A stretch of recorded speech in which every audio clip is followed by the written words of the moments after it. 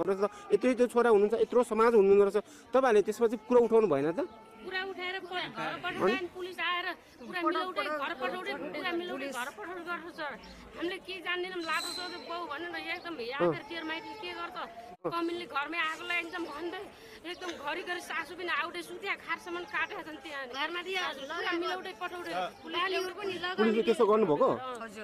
अनि अहिले हामी अन्यमा पर्यौँ यो चाहिँ उसले मारे देख्नु भएको छैन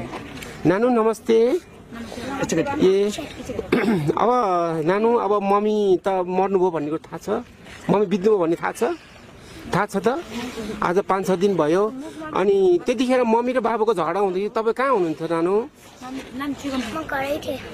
अनि तपाईँले बाबा र मम्मी बिचको भएको के हो त्यसको बारेमा थोरै भनिदिनु न मम्मी त्यसरी बित्ने हिसाबले के कस्तो क्रियाकलापहरू भएको थियो त्यो विषय भन्नु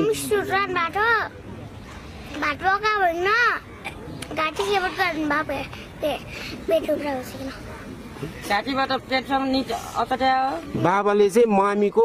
पेटमा बसेर चाहिँ घाँटी थिचिराख्नु भएको थियो भन्नुभएको तपाईँले हो यो अरूले सिकाएर तपाईँले भन्नुभएको त होइन नि तपाईँ आफैले देखेको हो भने यो बाबाले अब के भन्नुहुन्छ त कारबाही त हुन्छ बाबा त पनि अब मम्मी पनि तपाईँहरू शान्त माझमा हुनुहुन्न अब बाबा पनि जेलमा बस्नुहुन्छ अब तपाईँहरू बाबाले अब के भन्नुहुन्छ त हाम्रै सहारा हो अब बाबालाई माफ दिऊ भन्नुहुन्छ कि या बाबाले कानुन अनुसार कारबाही होस् बाबा चाहिँ अब हामीलाई चाहिँदैन भन्नुहुन्छ के भन्नुहुन्छ त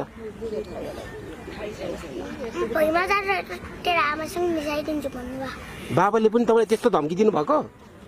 मामीले त मऱ्यो मम्मीसँग मिसाइदिन्छु भनेर तपाईँले बाबाले धम्की दिनुभएको हो दर्शकबिन कुरा एकदम सिरियस छ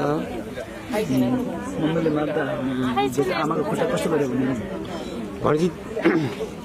अब यी नाला बाला साना भन्नु बच्चाहरू 3-4 वर्षका 5-7 वर्षका बच्चाहरू छन् यिनको पालन पोषण यिनीहरूको शिक्षा दीक्षाको लागि चाहिँ के कसरी अगाडि बढ्ने भन्ने कुरामा चाहिँ कसरी सहमत गर्नुहुन्छ अब चाहिँ कसले राख्नुहुन्छ हजुरले माइतीमै राखेर चाहिँ अब मामा घरमै राखेर पालन पोषण गर्नुहुन्छ या शिक्षा दीक्षा दिनुहुन्छ या घरलाई नै बुझाउनुहुन्छ के सहमति गर्नुहुन्छ यसको विषयमा के भनिदिनु अब यिनी बच्चाहरूले छोड्नु पर्यो कुरो राख्नु पर्यो र यिनीहरू कता बस्छन् के गर्छन् घरमा गएर बस्छु भन्ने हुन् कि बाजेबोई गएर माइती मौला गएर बस्ने हो कि यिनीहरूले सोध्नु पर्यो अनि अब यिनले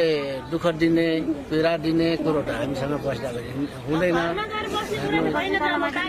हामीले त यति हो कि तलमाथि कि यिनीहरू मस्तै डुबुर्छन् छोड्छन् गर्छन् तलमाथि गएछन् भने फेरि हामीले दोष आउला भन्ने हिसाबले यिनीहरू त घरमै बस्दा हुन्थ्यो घरमा अब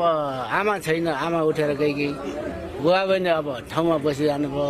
त्यो हिसाबले मैले पनि केही भन्न सकेको छैन सर हजुरहरूले नै एउटा कुरा निर्णय गरिदिनु धन्यवाद हजुरलाई बाबु अब भाइ तपाईँ देवर पनि पढ्नुभयो नाताले पनि देवर र रगतले पनि तपाईँ साइनीमा पढ्नुभयो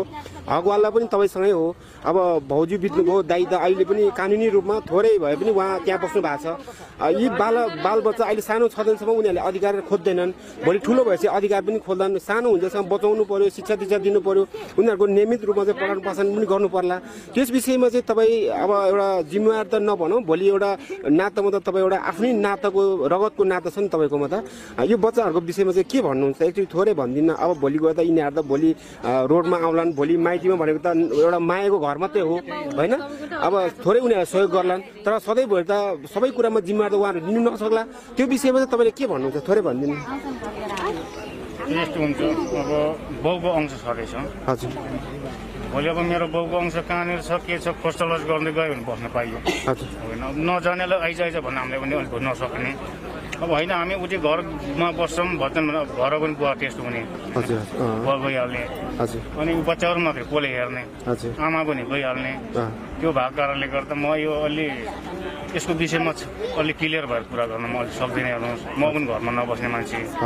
एउटा बुवा हुनुहुन्छ एउटा बुवाले अब तपाईँको दाँत झरेको बुढोले चाहिँ त्यो आफै गरिखान गाह्रो छ उहाँलाई यस्तो बच्चाहरूले हेर्नलाई उहाँ सक्नुहुन्न त्यही भएर अलि त्यसमा चाहिँ अलि म ठोस कुरा दिन सक्दिनँ उहाँको दिवाले बोलेको पनि हजुर सुनिसक्नु भएको छ। अब अहिले गम्भीर विषय कहाँनिर आयो भने यी 5-7 वर्षको लाला बाला बच्चाहरू चाहिँ टुहुरो भएको छन्। भोलि तपाईँले माया दिने भने नि छेडेको हो, 2-4 दिन 2-4 महिना 1-2 वर्ष दिनु होला, तर दीर्घकालीन रूपमा भोलि भविष्यको कुरा छ उनीहरूको त। त्यो विषयमा चाहिँ तपाईँले कसरी नेगोसिएसन गर्नुहुन्छ, कसरी कोर्डिनेट गर्नुहुन्छ कि जिन्दगीभरि हामी जिम्मा लिन्छौँ, यी मेरा छोराछोरी अथवा मेरा दिदीका छोरा भनेर मेरा पनि छोरी हुन् भनेर जिम्मा लिनुहुन्छ या घरमै उनीहरूले उहाँहरूकै जिम्मामा लाउनुहुन्छ, के भन्नुहुन्छ यो विषयमा? त्यो त हामी मरस बाँचे बाँचो खोज्दैनौँ भन्नु पर्यो सर। त्यहाँहरूले कागज गरेर अनि त्यहाँहरूले हामीलाई सही गरेर हाम्रो पुरै जिम्मामा दिनुहुन्छ भने त्यहाँहरूले सही गरेर कि त त्यहाँहरूले जिम्मेवारी लिनु पर्यो, नत्र भने हामीले कागज पत्र गरेर हामी मरे पनि हरे पनि खोज्दैनौँ भनेर कागज लेखेर हामीलाई दिनु पर्यो। अनि हामी जिन्दगीभरि उनको शिर सम्पत्ति ठुलो भएर सम्पत्ति खोज्न जान्छन्, ठिक छ होइन, पछिबाट ठुलो भएर सम्पत्ति खोज्न जान्छन्, ठिक छ। यहाँहरूले कागज पत्र हामी मरे पनि मरन हरे हरन तपाईँको जिम्मा भनेर कागज लेखेर हामीलाई दिनुपर्छ, हामी पाल्छौँ। सबैले हेरेका छौँ यहाँ होइन। अहिले पनि परले झुट बोलेर हामीलाई आँखामा चल गरे पनि त्यसो प्रक्रिया फेरि अगाडि बढाउँला होइन। अब अहिले भाइ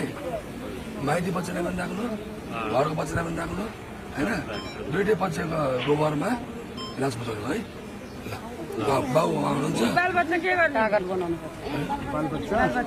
बालबच्चा कहिले माउला आफ्नो घर बालबच्चाको प्रक्रिया गर्छ बोल्छु यसो के बाउभित्र आमा मृत्यु होइन, अब बोय पनि भित्र सुनाउने विषयवस्तु सबैले क्लियर गरेर पढ्दिनु। उक्त सम्बन्धमा तपाईँको जाहेरीले वादी नेपाल सरकार प्रतिवादी जोखलाल पुन समेत भएकोले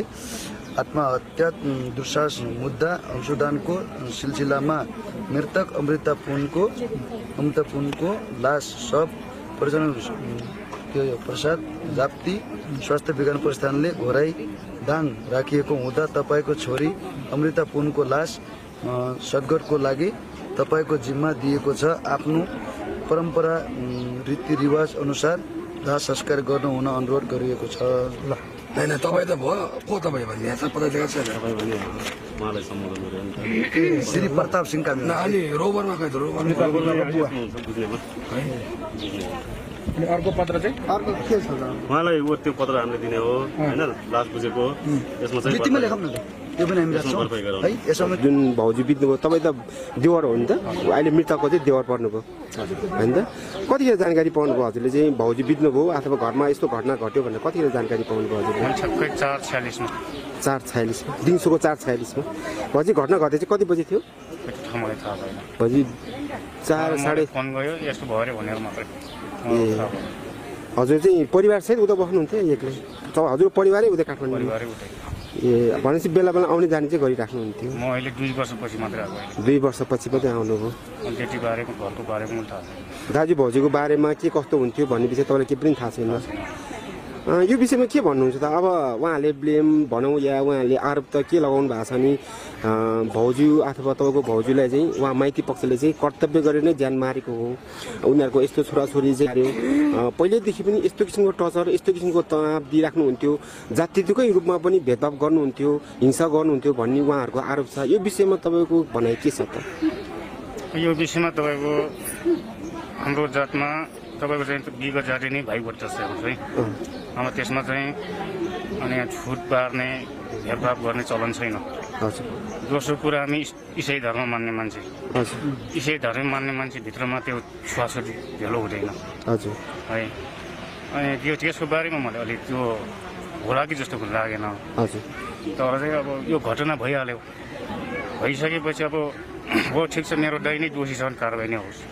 भोगेन। हजुर। अब निर्दोष रहेछ भने उम्कोस्। हजुरलाई हाम्रो मिडियामा भेनाजु भने त्यसको पृष्ठभूमि र हजुरको सालोको चाहिँ भेनाजु भन्नुभयो नि त, सालोको पृष्ठभूमि कस्तो थियो? अब सालोमाथि त एउटा ठुलो जघन्य आरोप लाग्यो, यो त एउटा ठुलो फौजदारी मान्छे मारेको नै आरोप लाग्यो। यहाँ तपाईँले फिल्ममा पनि हेर्नुभयो, देख्नुभयो, सुन्नुभयो, उहाँले मेरो छोरीलाई, मेरो दिदीलाई, मेरो बहिनीलाई, मेरो चेलीलाई यसरी मार्नुभयो भन्ने एउटा आरोप छ उहाँहरूको। तपाईँहरू त उतै पक्ष भनौँ पक्ष विपक्ष भन्दै सत्यतामा तपाईँ हिँड्नु भएको छ भने यसमा कसरी हेर्नु भएको छ, के भन्नुहुन्छ यो विषयमा? यसमा के छ भन्नुहुन्छ भने पहिलो कुरा त अब हाम्रो चाहिँ साला बहिनी हुनुहुन्छ हजुर उहाँ चाहिँ अब बित्नुभयो साह्रै नराम्रो घटना हो कि त्यो चाहिँ कसैले पनि नहुने घटना हो है हजुर त्यो एकदमै दुःख लागेको कुरो हो होइन हामीले मलाई पनि दुःख छ हजुर किनकि एउटा मेरो माइती सालाको श्रीमती भनेपछि साला बहिनी हुनुहुन्छ हो किन हजुर हजुर यस्तो पक्षमा हजुर त्यसले गर्दा यसमा चाहिँ के छ भन्नुहुन्छ भने चाहिँ उहाँले साला कान साला भने जस्तो मेरो पनि उहाँले यदि दोषी थर हुनुहुन्छ भने चाहिँ सजाय होस् हजुर निर्दोष हुनुहुन्छ उहाँ चाहिँ निस्किनुहोस् मेरो छोटो शब्द यही नै यति भन्नुहुन्छ तपाईँ हजुर